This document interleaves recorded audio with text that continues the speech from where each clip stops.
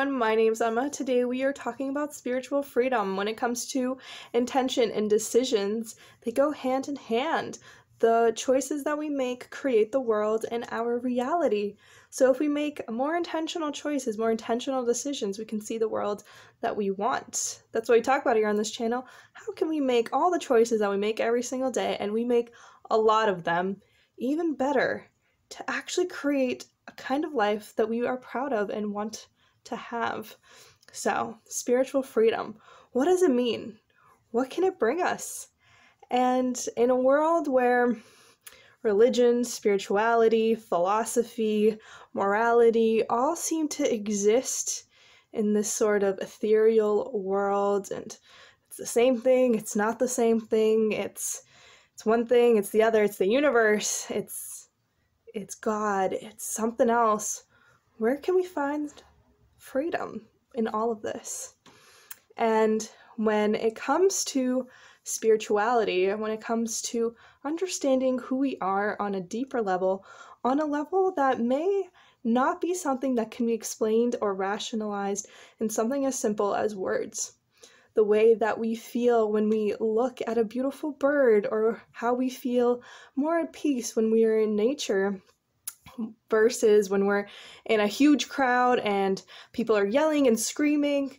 We feel very differently in those two spaces. And can it be really explained on a scientific level, a chemical level? Yeah, it absolutely can.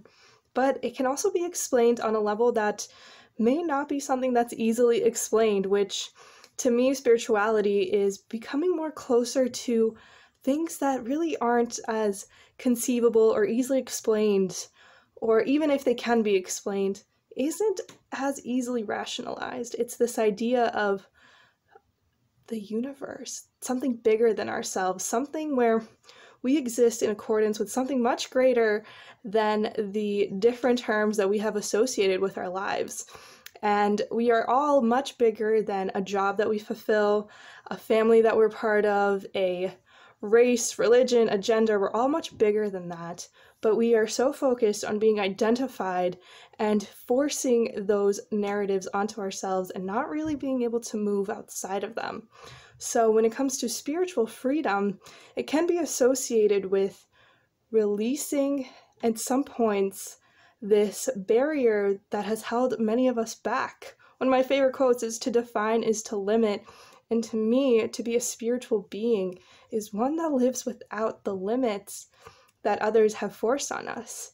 And of course, the restraints of society and the very real distinctions that can be seen in all sorts of countries and societies between people is very real, and I'm not saying that it doesn't exist. What I'm saying is that when we think of spirituality, we can think of another level of freedom that can break us free from these ideas and these words that we have been identified as. And I think that the human spirit, the human intellect, the human mind, the human ability to overcome is much greater than something that history, rationality of words can actually define. And to define ourselves by simple words and to say, this is what I am an engineer and that's it, is to give us a lot less credit than we deserve. And to achieve the spiritual freedom, we can continue to seek all of these different resources that have constantly told us that more exists out there, and it is because it exists in us. This idea of the universe, it exists through us. We are the physical manifestation of the universe. Now, if that is too out there for you, if you're like, that doesn't make any sense, really take the moment and dig into, why do some things make sense and why do some things don't?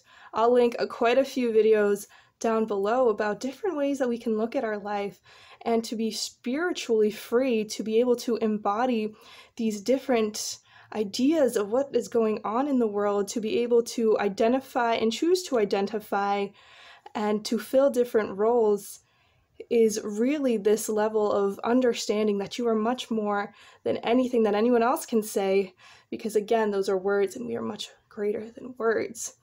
So I will link down below different ways that people have had their life changed by really tapping into this what do we do when we stop thinking? And another funny thing is that we understand this concept of thinking, right? Well, if there's thinking, then there's something else as well, because in order for thinking to exist and for us to know we are thinking, we must be able to not think as well.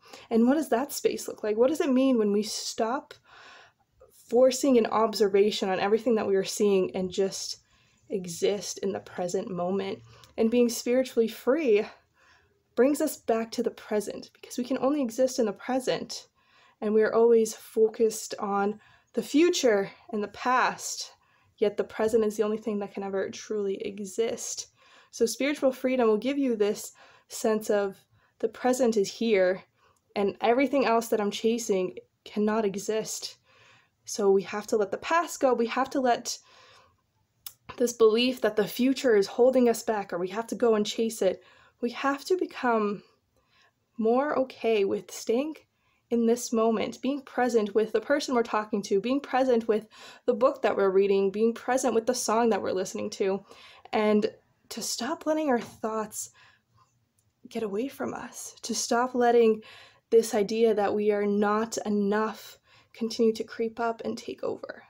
So, spiritual freedom, it can be found when we walk into nature, when we walk outside with our friends and we're talking, when we are sitting in our own minds and just taking a deep breath.